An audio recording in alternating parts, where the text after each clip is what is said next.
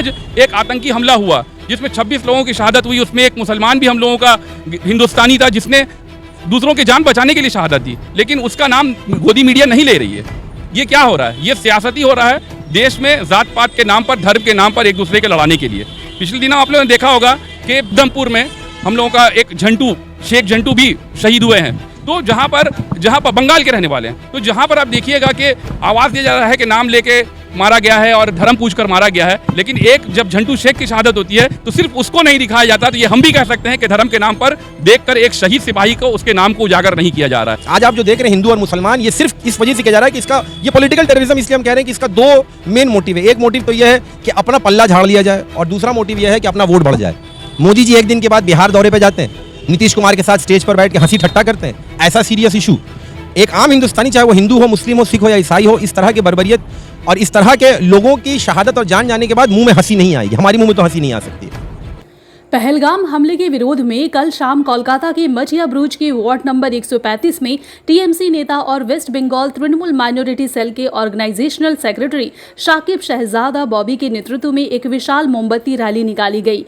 यह रैली मटिया ब्रुज की कच्ची सड़क से शुरू होकर मटिया ब्रुज क्लॉक टावर के पास जाके समाप्त हुई, जिसमें सैकड़ों की संख्या में लोगों ने इस घटना के विरोध में अपना प्रतिवाद किया। इस रैली का नेतृत्व करने वाले शाकिब शहजादा बॉबी ने इस अवसर पर कहा है कि आज पूरा देश हमारे प्रधानमंत्री की ओर देख रहा है कि वह इसके खिलाफ क्या एक्शन लेंगे, मगर अफसोस की बात है कि वह फिलहाल बिहार चुनाव को लेकर व्यस्त हैं। वहीं उन्होंने बीजेपी नेता शुभेंदु अधिकारी के उस बयान की भी निंदा की है जिसमें उन्होंने फिरहाद हकीम को चुनौती दी थी कि वह पोर्ट विधानसभा, जहां पे 80% मुस्लिम वोटर हैं, को छोड़कर किसी हिंदू बहुल सीट से चुनाव लड़े। इस पर शाकिब शहजादा ने शुभेंदु अधिकारी को चुनौती दी है और कहा है कि अगर आप में दम है तो बंगाल के किसी भी सीट से चुनाव लड़िए, मगर सांप्रदायिक बातें न करें। फिर देखिए टीएमसी का कोई आम सिपाही भी आपको चुनाव में हरा सकता है। वहीं इस मोमबत्ती रैली में शादाब शहजादा, प्रीतम वारसी, लरेब मोमिन, एडवोकेट मोहम्मद कलाम, सैफ मिर्जा, मेहताब आलम, पवन शर्मा समेत सैकड़ों लोग मौजूद थे। इस चीज़ को हिंदुस्तान के 140 करोड़ जनता को समझने की ज़रूरत है। ये मुझे बोलने की ज़रूरत नहीं है। जिस तरह से मीडिया में दिखाया गया, जब किसी मुल्क में इस किस्म का आतंकी हमला होता है तो वहाँ के मुखिया को चाहिए कि अपनी सेना को लेकर बैठ के बात करें, अपने मुल्क के तमाम अदर्स पार्टी को लेकर एक मीटिंग, सीरियस मीटिंग बुलाएं, उस पर डिस्कस करें, ना कि इलेक्शन का कैंपेन दूसरे किसी स्टेट में जाकर करें। जिस भाषण का इस्तेमाल किया नरेंद्र मोदी जी ने, जिस तरह से उन्होंने जनता को अपने, जैसे 2014 से जनता को सिर्फ अपने अल्फाज से खुश करते चले आ रहे हैं, जनता को जिस तरह से उन्होंने बताया कि ऐसा करेंगे वैसा करेंगे, वो अपनी सेना को कहने की ज़रूरत थी और कुछ कड़ा स्टेप लेने की ज़रूरत थी। यही फ़र्क है। हम लोगों को समझना है, 140 करोड़ हिंदुस्तान के सिटीज़न को समझना है कि हम लोगों को सियासत से ऊपर जाना है और इस तरह के हादसा से बचने की कोशिश करना है। देखिए, हम लोग तो 2014 से ही कह रहे हैं कि देश जो है गलत हाथ में चला गया है, और जिस तरह से पिछले 2014 से लेकर 2025 आज आ गया है, जिस तरह से मोदी जी ने जैसा जैसा फैसला लिया है, हम तो पहले से मानते थे, अब वो लोग भी मानना शुरू कर देंगे जिन्होंने बीजेपी को वोट किया था।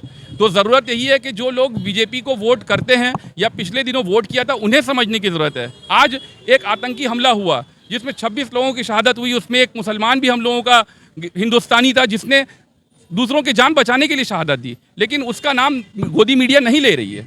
ये क्या हो रहा है? ये सियासती हो रहा है देश में, जात पात के नाम पर, धर्म के नाम पर एक दूसरे के लड़ाने के लिए। पिछले दिनों आप लोगों ने देखा होगा कि उधमपुर में हम लोगों का एक शेख झंटू भी शहीद हुए हैं।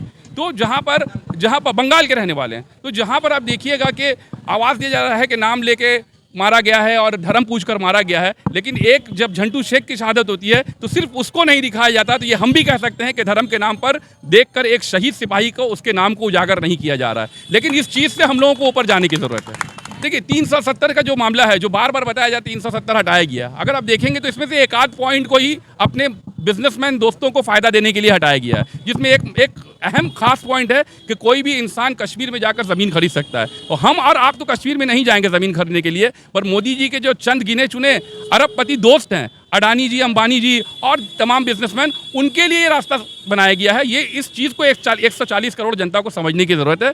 ये जो 370 हटाने वाला जो ढकोसला है जो कहते हैं, तो अगर आप जनता से पूछेंगे तो उनको पता भी नहीं होगा कि 370 था क्या। ये सिर्फ अपने दोस्तों के लिए अपॉर्चुनिटी पैदा करने की कोशिश की गई है, इसको हमें समझने की ज़रूरत है।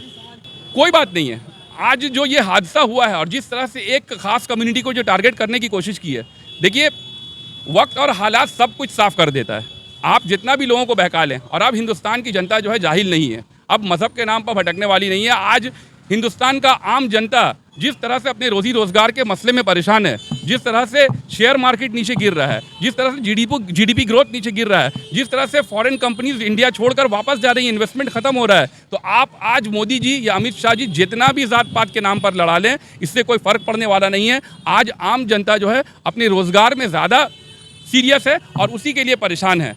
जहाँ तक सवाल है कि जिस तरह से जात पात के नाम पर लड़ाने की कोशिश की जा रही है, सिर्फ बिहार और बंगाल के इलेक्शन को ज़हन में रखते हुए हम बिहार के रहने वालों और बंगालियों को समझने की ज़रूरत है कि हमें जात पात के नाम पर नहीं जाना है। क्योंकि हम लोग बंगाल के रहने वाले, हम लोग एक साथ मिलकर एक दूसरे का पर्व मनाते हैं, एक दूसरे के दुख सुख में शरीक होते हैं, और हम लोगों के यहाँ पे जात पात की बात नहीं है। तो मैं आपके माध्यम से यही कहना चाहूँगा कि जात पात की लड़ाई पर ना आए, सिर्फ और सिर्फ देखें कि आपका अच्छा नेता कौन है, आपको सच्चाई के रास्ते में कौन लेकर जा रहा है। हम समझ नहीं सकते। 80 करोड़ तो मेरे ख्याल से हिंदू भाई हैं, और जहाँ पर मुसलमान 20 करोड़ या 22 करोड़ होंगे, तो ख़तरे में तो मुसलमान को होना चाहिए था। ख़तरे में हिंदू कैसे हो गया? 2014 के पहले तो ऐसा माहौल नहीं था, ना हिंदू खतरे में था, मुसलमान खतरे में था। तो ये सिर्फ और सिर्फ एक चुनावी जुमलाबाजी है, बस इस जुमलेबाजी में नहीं जाना है। हिंदू खतरे में, हिंदू मुसलमान भाई भाई की तरह आप देखिए जिस तरह से आज लोगों को बहकाने की कोशिश की गई है। लेकिन आज हिंदुस्तान का आवाम समझ गया है कि जो कुछ भी हुआ पॉलिटिकल हुआ है, या अगर हुआ है, अगर पाकिस्तान ने किया है, तो फिर वहाँ पर हम लोगों का सिक्योरिटी फेलियर है। सिक्योरिटी कहाँ था? हमारे इंटेलिजेंस को खबर क्यों नहीं थी? इंटेलिजेंस को खबर होना चाहिए। जैसा कि हमने सुना है कि पहलगाम के रास्ते में 10 बैरिकेड आता है और हर जगह सोल्जर्स बैठे हुए रहते हैं। उस दिन सिक्योरिटी कहाँ चला गया था? 4 दिन पहले उनके निशिकांत दुबे का जब शादी का सालगिरह होता है, तो वहाँ पे तमाम आर्मी को वहाँ पर दे दिया जाता है, वहाँ पे सिक्योरिटी ठीक रहता है। उसी कश्मीर में जब उनका एनिवर्सरी मनाया जाता है, तो वहाँ पर सिपाही ठीक रहते हैं। लेकिन जहाँ पर 2000-2500 पर्यटक टूरिस्ट पहुँचे हुए थे, उनकी हिफाजत के लिए कहाँ गया था सिक्योरिटी? तो सरासर ये सिक्योरिटी फेलियर है, सरासर हमारे इंटेलिजेंस के फेलियर है, जो कि हिंदू और मुसलमान के नाम पर लोगों को जहन को तकसीम करने की, जहन को बदलने की कोशिश की जा रही है। इस चीज़ को हम लोगों को समझने की ज़रूरत है।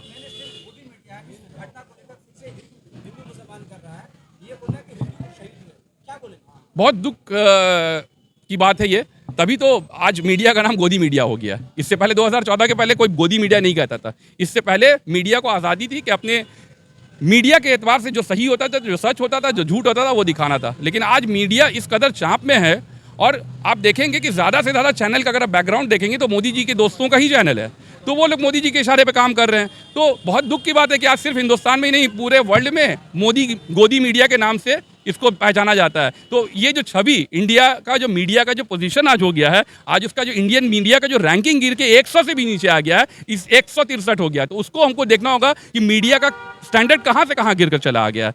एक आपके जरिए एक और भी बात बताएं कि इसी वजह से टाइम्स मैगजीन जब छपता है अमेरिका में, तो पिछले 2004 से लेकर 2025 तक का अभी तक कोई ऐसा रिकॉर्ड नहीं था कि एक भी इंडियन का फोटो या उसके बारे में नहीं लिखा हो। ये पहली बार इतिहास में हुआ कि एक भी हिंदुस्तानी टाइम्स मैगजीन में नहीं है। ये सिर्फ और सिर्फ गोदी मीडिया के फेलियर की वजह से हो रहा है।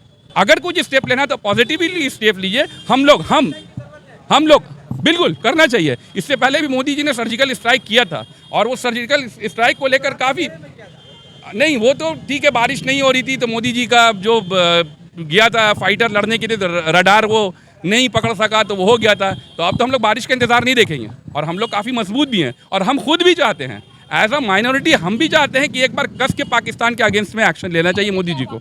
जब मोदी जी हैं तो कहते हैं ना कि मोदी है तो मुमकिन है, तो मुमकिन करके दिखाइए ना भाई। हम लोग आपके साथ हैं, आपका कोई भी एक्शन होगा हम लोग आपको सपोर्ट करें। ज़्यादा आ रहा है कि शुभेंदु अधिकारी कह रहे हैं, बॉबी हकीम साहब को चैलेंज कर रहे हैं कि आप कोर्ट से बाहर निकल कर इलेक्शन लड़कर दिखाइए। आप अपने आप को सेक्युलर बताते हैं, तो जहाँ पर 75% मुस्लिम आबादी, आप वहाँ पर क्यों लड़ रहे हैं? कहीं ऐसे जगह लड़कर दिखाइए, तब आपका सेकुलरिज्म को मानेंगे। तो मैं शुभेंदु अधिकारी जी को भी एक छोटा सा चैलेंज देना चाहता हूँ कि आप तो अपने आप को सीएम के दावेदार समझते हैं, और हम लोगों की नेत्री ममता बनर्जी के बराबर अपने आप को समझते हैं, उनको आप चैलेंज करते हैं। तो एक मैं मामूली अदना सा एक तृणमूल कांग्रेस के सिपाही की हैसियत से एक चैलेंज करता हूं उनको कि आप बंगाल के किसी भी सीट में जाइए और कम्युनलिज्म को छोड़कर, कम्युनल बातों को छोड़कर इलेक्शन लड़कर दिखाइए। अगर जीत जाइएगा तो हम भी मान जाएंगे। अगर आप कम्युनल बात नहीं करेंगे तो आपको टीएमसी का मामूली सा नेता भी किसी भी स्टेट पे किसी भी सीट पे हरा सकता है। ये चैलेंज हम लोगों के तृणमूल कांग्रेस की तरफ से है। अरे ये सब तो पार्ट ऑफ पॉलिटिकल टेररिज्म है। पहलगाम हो या यहाँ की जो डॉक्टर साहिबा हैं जिन्होंने ये कहा कि भाई हम नहीं देखेंगे मुसलमान मरीज। देखिए एक छोटी सी बात है, बॉय भाई ने ऐसा कहा कि इंटेलिजेंस फेलियर, मैं फेलियर नहीं कहूँगा, मैं कहूँगा कि इंटेलिजेंस की बहुत बड़ी ये नाकामी है। नाकामी इन द सेंस है इग्नोरेंस है। आप पहलगाम हो या पुलवामा हो, पुलवामा के पहले भी बहुत सारे इंटेलिजेंस रिपोर्ट आ रहे थे कि इस तरह का हमला हो सकता है। ख़ास करके हमला हो सकता है फौजी जट्ठे पे, अगर एक साथ फौज का कहीं पे जमावड़ा हो। आपने 2500 फौज को 74 गाड़ियों में एक साथ कॉन्वॉय में भेज दिया पहलगाम में, जहाँ पे इतनी बड़ी घटना घटी। इंटेलिजेंस तो कोई छोटा सा किसी वार्ड का या किसी कॉन्स्टिट्यूंसी का नहीं है, इंडियन इंटेलिजेंस है। इंडिया हमारा मुल्क हिंदुस्तान के चार तरफ से अगर देखा जाए तो हम दुश्मनों से घिरे हैं, और वहाँ पे जब ऐसी गफलत होगी तो उसका खिमाजा जो है वो सिर्फ और सिर्फ आम हिंदुस्तानियों के सर पे मढ़ा जा रहा है। आज आप जो देख रहे हैं हिंदू और मुसलमान, ये सिर्फ इस वजह से किया जा रहा है कि इसका ये पॉलिटिकल टेररिज्म, इसलिए हम कह रहे हैं कि इसका दो मेन मोटिव है। एक मोटिव तो यह है कि अपना पल्ला झाड़ लिया जाए, और दूसरा मोटिव यह है कि अपना वोट बढ़ जाए। मोदी जी एक दिन के बाद बिहार दौरे पर जाते हैं, नीतीश कुमार के साथ स्टेज पर बैठ के हंसी ठट्टा करते हैं। ऐसा सीरियस इशू एक आम हिंदुस्तानी, चाहे वो हिंदू हो, मुस्लिम हो, सिख हो या ईसाई हो, इस तरह के बर्बरियत और इस तरह के लोगों की शहादत और जान जाने के बाद मुंह में हंसी नहीं आएगी। हमारी मुंह में तो हंसी नहीं आ सकती है। ये तो अभी से नहीं, 2014 से, उससे पहले से ये चल रहा है। आज बीजेपी का वोट बैंक जो है वो तो सिर्फ आपसी इख्तिलाफात और हिंदू मुस्लिम की लड़ाई पे ही बेस्ड है। आप शुरू से अगर देखा जाए कि ऐसे ऐसे बिल पास हो रहे हैं, 370 हो या वक्फ हो अमेंडमेंट या ट्रिपल तलाक हो, मुसलमानों के लिए बिल पास करके ऐसे हिंदुओं को खुश करना जो कि अंधभक्त और व्हाट्सएप यूनिवर्सिटी के उससे तैयार हो चुके हैं। आम हिंदुस्तानियों का ऐसा रुझान नहीं है। आप फेसबुक पे ये सब देख रहे हैं, और अगर आप रास्ते पे जाएंगे और लोगों से मिलेंगे तो ये इख्तलाफात जो है इसको फैलाकर चंद लोगों को, मुट्ठी भर लोगों को खुश कर सत्ता बनाई जाए, बस इसका पूरा प्लानिंग है। और इस बार भी जो हुआ है, ये जो हुआ है इसके बारे में पता चलेगा आपको, इंटेलिजेंस को क्या फेलियर थी, क्या प्रॉब्लम्स थे, ये भी आपको पता चलेगा। जैसे कि बॉबी ने बताया कि वहाँ पे किसी के शादी में या किसी के एनिवर्सरी में पूरा महकमा चुस्त होता है, और जहाँ पे आम लोगों के ऊपर बात आए तो आम लोगों की ज़िंदगी को कीमत ही नहीं है। कोई भी मर जाए और उसके मरने के बाद फिर उस पर सियासत किया जाए, ये बहुत ख़राब सियासत है, बहुत घटिया सियासत है, और हिंदुस्तान के लिए, हमारे मुल्क के लिए बहुत ख़तरनाक साबित होने वाला है। लोग इसको समझ रहे हैं, क्योंकि इसको अब देखिए, इससे जो प्रोपेगेंडा फैलाने की कोशिश की गई थी वो उतना कामयाब नहीं हो रहे हैं। और जगह जगह पे जिस तरह से आप देख रहे हैं कि लोग निकल, ये जगह मटिया बुरुज, गार्डन रीच, वार्ड नंबर 135 जो है, ये 9 शुभेंदु अधिकारी कहते हैं ना कि भाई बॉबी हकीम साहब जाके इलेक्शन क्यों लड़ते हैं ऐसे जगह पे जहाँ पे 75% मुसलमान हैं। मुसलमान नहीं, हिंदुस्तानी रहते हैं यहाँ पे, और हम हर चीज़ के लिए आवाज़ उठाते हैं, और इस गम में हम शाना बाशाना शामिल हैं अपने हिंदू भाइयों के साथ, हिंदुस्तानियों के साथ, और उन शहीदों के फैमिली के साथ जिनकी जान जो है इस पॉलिटिकल टेररिज्म का शिकार हुआ है। आपको क्या लगता है कि इससे मुख्तलिफ कुछ बात है? ये हम लोग, भाई आप लोग तो रिपोर्टर हैं, पूरी दुनिया में घूम रहे हैं, अलग अलग लोगों से मिल रहे हैं, अलग अलग लोगों के सवाल पूछकर उनका जो माइंड सेट है वो समझ रहे हैं। ये सिर्फ और सिर्फ माइंड सेट हिंदू और मुसलमान को लड़ाकर वोट बढ़ाने का हो।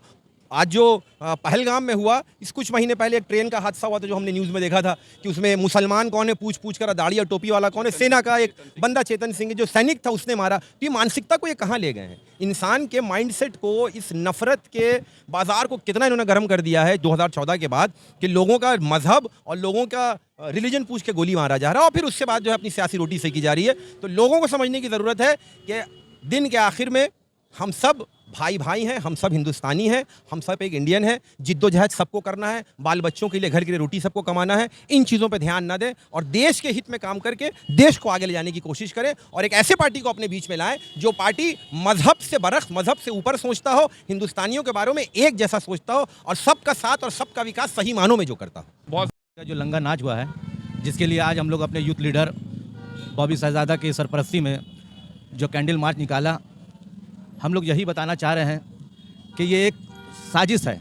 जो पुलवामा में हुआ था, बाद में लोगों को समझ में आया कि जो मोदी जी 2014 से 2024 तक नहीं कर सके हिंदू मुसलमान का लड़ाई, आहिस्ता आहिस्ता ये लोग 4 रोज़ में पूरा हिंदुस्तान को करीब करीब हिंदू मुसलमान के लड़ाई के करीब ला चुका है।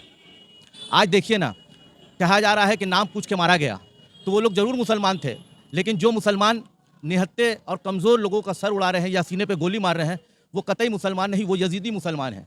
और जो लोग बचा रहे हैं वो भी मुसलमान हैं। एक आदिल है, एक करामत है, कोई भी बचा रहा है, घोड़े वाला लोग सब मुसलमान है। वो लोग हुसैनी मुसलमान हैं। उन लोग को पर्दा में क्यों रखा गया? उन लोग को भी मंजर आम पे लाना चाहिए कि जो अगर मारा है वो शैतानी सिफत वाला, तो इंसानी सिफत वाला बचाना भी तो आया है। इसी तरह जोश मलिया आबादी ने कहा था कि हिंदू हूँ ना जोश मुसलमान हूँ, सच शुक्र जुल्मत हूँ ना तूफान हूँ, आब गुल हिंद से है और हिंदू हूँ, नस्ल आदम से हूँ और इंसान हूँ। तो इंसानियत का सबूत आपको देना होगा। आज मोदी जी जो सियासत कर रहे हैं वो साफ समझ में आ रहा है। हिंदू बुद्धिजीवी जो हैं, हिंदू कौम के जो बुद्धिजीवी हैं लोग, उन लोगों को गौर करना चाहिए कि आज गुजरात का इलेक्शन और बंगाल का इलेक्शन और बिहार का इलेक्शन करीब है, जिसमें मोदी जी का पैर फिसलता नजर आ रहा है। और वो चाहते हैं कि इन शहीदों का खून से वो अपने मंच को संभाल के रखें और लाइफ टाइम पीएम बनना चाहते हैं, लाइफ टाइम के लिए पीएम बनना चाहते हैं।